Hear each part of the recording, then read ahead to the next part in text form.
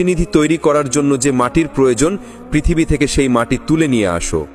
হজরত মিকাইল আলাইহিসসালাম পৃথিবীতে আসার পর মাটির আর্তনাদ ও কাকুতি মিনতির কারণে তিনিও খালি হাতে আল্লাহর দরবারে ফিরে গেলেন। এভাবেই হজরত ইসরাফিল আলাইহিসসালাম তিনিও ফেরত গেলেন। এক এক করে 3 জন ফেরেশতা খালি হাতে ফেরত গেলেন। অবশেষে আল্লাহ রাব্বুল আলামিন হজরত আজরাইল আলাইহিসসালামকে পৃথিবীতে প্রেরণ করলেন। হজরত আজরাইল আলাইহিসসালাম পৃথিবীতে আসার পর মাটি যখন তাকে কাকুতি মিনতি করে বলা শুরু করল, তার জবাবে আজরাইল আলাইহিসসালাম বললেন, হে মাটি, আমি তোমার কথায় কখনোই ফেরত যাব না, কেননা আল্লাহ তাআলা আমাকে হুকুম করেছেন আর আমি আল্লাহর আদেশ অবশ্যই পালন করব।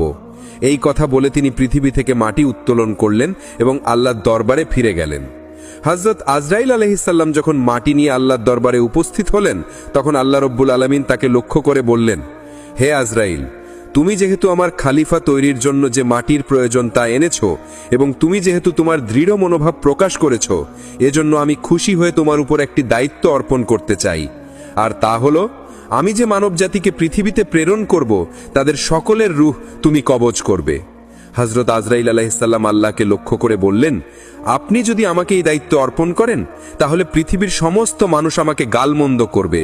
তারা বলতে থাকবে, আজরাইল ফেরেশতা আমাদের সব কেড়ে নিয়েছে, আমাদের কাছ থেকে আমাদের আত্মীয় স্বজনদের কেড়ে নিয়েছে, আমাদেরকে হতাশার মধ্যে ফেলে দিয়েছে।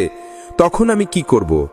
আজরাইল আলাইহিসসালামের এমন কথা শুনে আল্লাহ রব্বুল আলামিন তাকে লক্ষ্য করে বললেন, হে আজরাইল, শোনো, তোমার চিন্তা করার কোনো কারণ নেই। এক্ষেত্রে আমি একটি কৌশল অবলম্বন করব, যার কারণে কোনো মানুষ তোমাকে দোষারোপ করতে পারবে না। সেই কৌশলটি হচ্ছে, আমি প্রতিটি মানুষের মৃত্যুর জন্য একটি কারণ তৈরি করে দেব। কেউ হয়তো দুর্ঘটনার মাধ্যমে মৃত্যুবরণ করবে, নয়তো অসুস্থতার কারণে মৃত্যুবরণ করবে, যার জন্য কেউ তোমাকে দোষারোপ করবে না, বরং অসুস্থতা এবং দুর্ঘটনাকেই দোষারোপ করবে। তখন হজরত আজরাইল আলাইহি ওয়াসাল্লাম আল্লাহ তাআলার কথাই আশ্বস্ত হলেন। এরপর ফেরেশতারা আল্লাহ তাআলার নির্দেশে মক্কার নিকটবর্তী এক পাহাড়ের উপর সেই মাটি রেখে দিলেন। সেই মাটির অংশ বৃষ্টিতে ভিজল এবং রোদে শুকালো। এভাবে কয়েক বছর অতিবাহিত হওয়ার পর আল্লাহ তাআলার কুদরতি কারিশমায় হজরত আদম আলাইহি ওয়াসাল্লামের দেহের আকৃতি গঠিত হল। তখন আল্লাহ তাআলা হজরত আদম আলাইহি ওয়াসাল্লামের এই দেহটিকে বেহেশতে নিয়ে যাওয়ার জন্য ফেরেশতাদেরকে আদেশ করলেন। হুকুম পাওয়া মাত্র ফেরেশতারা ওই দেহটিকে বেহেশতের দিকে নিয়ে চললেন। অতঃপর বেহেশতে পৌঁছার পর সেই দেহটিকে দীর্ঘদিন আত্মাবিহীন অবস্থায় বেহেশতে রেখে দিলেন।